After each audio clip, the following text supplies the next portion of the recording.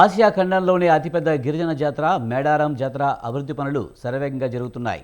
గద్దెల ప్రాంగణంలో ఉన్న పడిగిద్దరాజు, గోవిందరాజుల గద్దెల ప్రతిష్టాపన రేపు జరగనుంది. ఈ నేపథ్యంలోనే భక్తులకు అమ్మవార్ల దర్శనం నిలిపివేస్తున్నట్లు ప్రధాన పూజారులు తెలిపారు. ఇదే విషయంపై మరింత సమాచారాన్ని మా ప్రతినిధి శ్రీనివాస్ అందిస్తారు. కుంభమేళగా పిలిచే శ్రీ సమ్మక్క సారలమ్మ జాతర రేపు బుధవారం రోజు పగిడిద్దరాజు, గోవిందరాజు ప్రతిష్ట చేయబోతున్న సందర్భంగా రేపు గుడిని బంద్ చేసి శుద్ధి చేసే కార్యక్రమం చేయబోతున్నారు. దానిపై సమ్మక్క ప్రథమ పూజారులైన రమేష్ మనతో ఉన్నారు. చెప్పండి పూజారి గారు, రేపు ఏ విధమైన దేవతలను ప్రతిష్ట చేస్తున్నారు, ఎందుకు బంద్ చేయబోతున్నారు? మరి రేపు జరగబోయేటువంటి మహాజాతర 2026 మరి కొద్ది రోజుల్లో రాబోతుంది.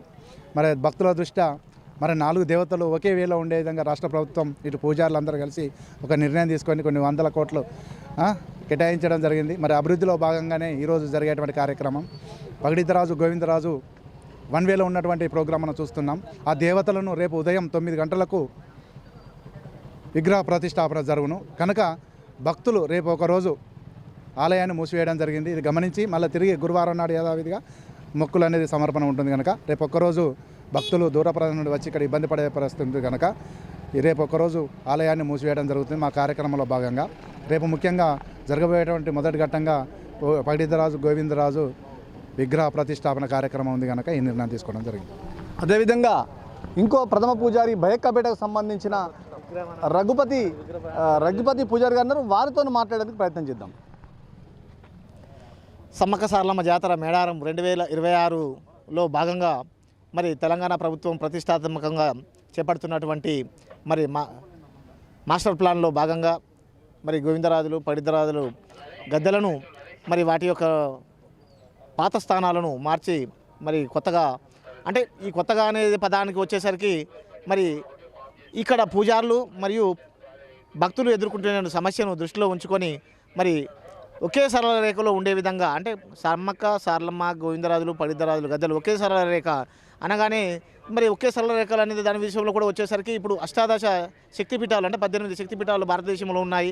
అవి కూడా మనము చూసుకున్నప్పుడు ఒకే సరళ రేఖ మీద, అంటే ఉత్తరాది నుంచి దక్షిణాది వరకు ఉన్నటువంటి ఒకే సరళ రేఖ మీద ఉండడం జరిగింది. అందులో భాగంగానే ఈ మేడారం జాతరకు సంబంధించినటువంటి సమ్మక్క సారలమ్మ గద్దెలు కూడా అదే సరళ రేఖ మీద ఉన్నాయి. కానీ అట్లే ఉండాలనే విధంగా ఆలోచించి మరి పూర్వము వేరువేరుగా ఉన్నప్పటికీ మరి అవి మాకు అవుతున్నటువంటి ఇబ్బందులు, భక్తులకు అవుతున్నటువంటి ఇబ్బందులు, పూజారులకు ఎదుర్కొంటున్న సమస్యలను దృష్టిలో ఉంచుకొని దీన్ని మార్చడం జరుగుతున్నది. మరి అందులో భాగంగానే రేపు మరి గోవిందరాజులు, పగిడిద్దరాజులు గద్దెలను మరి కొత్తగా నిర్మించిన గద్దెల మీద మరి ధ్వజస్తంభాలను ప్రతిష్ఠించడం, అంటే మాకు విగ్రహారాధన అనేది లేదు కాబట్టి మా ఆదివాసీ సంప్రదాయాల ప్రకారము మేము చెట్టు, పుట్ట, గుట్ట ఈ మూడిటికి ఏది మొక్కినా అది దేవుడి కిందనే మాకు సమానం కాబట్టి మరి విగ్రహారాధనలో లేదు కాబట్టి మేము ధ్వజస్తంభాన్ని దేవుని రూపంలో ప్రతిష్ఠించుకోవడం జరుగుతుంది.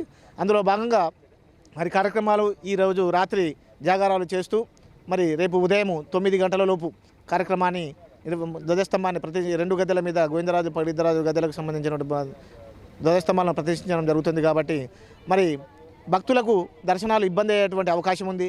అంటే మేము చేసేటువంటి పూజా విధానం ఏదైనా కానీ అంతర్గతంగా గోప్యంగా చేసేటువంటి విధానం కాబట్టి అది మేము చేసేటువంటి సందర్భంలో భక్తులు దర్శనాలకు వచ్చినప్పుడు మా పూజార్ల పరంగానే కావచ్చు, మా పిల్లల పరంగా, మా యూత్ కావచ్చు, కుల పెద్దల పరంగా కావచ్చు, కొద్దిగా ఇబ్బంది పడే అవకాశం ఉంటుంది. కాబట్టి దాన్ని దృష్టిలో ఉంచుకొని భక్తులు మరి దర్శనాలను ఒక్కరోజు వాయిదా వేసుకొని మరుసటి రోజు గురువారం రోజున మరి దర్శనాలకు వచ్చి ఈ కొత్తగా ప్రతిష్ఠించిన గద్దెల మీద గోవిందరాజులు, పగిడిద్దరాజుల దేవుళ్ళు మరి అలాగే సమ్మక్క సారలమ్మ దేవతల యొక్క ఆశీస్సులు పొంది మీ యొక్క మొక్కులు చెల్లించుకోవాల్సిందిగా మరి మీడియా ముఖంగా మిమ్మల్ని అభ్యర్థిస్తున్నాం.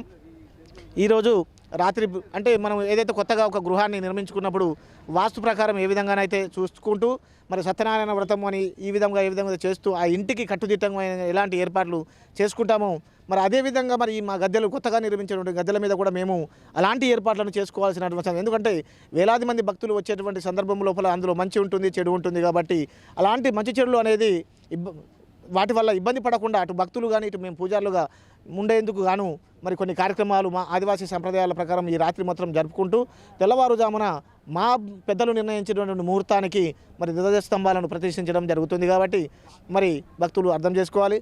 దాని తదనంతరం, అంటే ఇప్పుడు ఏదైనా మనం గృహప్రవేశం చేసిన తర్వాత మన పిలుచుకున్నట్టు బంధువులను కావచ్చు, చుట్టాలు, బంధువులకు అందరికీ భోజన తాంబూలాది సత్కారాలు ఏ విధంగా అయితే ఇస్తూ వాటిని మర్యాద చేస్తాము అదేవిధంగా మరి సమ్మక్క సారలమ్మ గోవిందరాజులు పగిడిద్దరాజు దేవతలకు సంబంధించిన తలపతులు వడ్డెలు బోయిళ్ళు దూపపు వడ్డే జలకపు వడ్డే కులపెద్దలు పేరంటాలు వీళ్ళందరికీ మేము మరి కూర్చోబెట్టి మర్యాదలు చేయాల్సిన అవసరం ఉంటుంది కాబట్టి ఆ కార్యక్రమాలు ముగిసే వరకు మధ్యాహ్నం 3 గంటలు కావచ్చు 3 నుంచి 5 కూడా కావచ్చు. కాబట్టి మరి ఈ సందర్భం లోపల భక్తులు దర్శనార్థం ఇబ్బంది పడే అవకాశం ఉన్నది కాబట్టి మరి భక్తులు మరి ఒకరోజు వాయిదా వేసుకొని గురువారం రోజు దర్శనం చేసుకోవాల్సిందిగా విజ్ఞప్తి చేస్తున్నాం.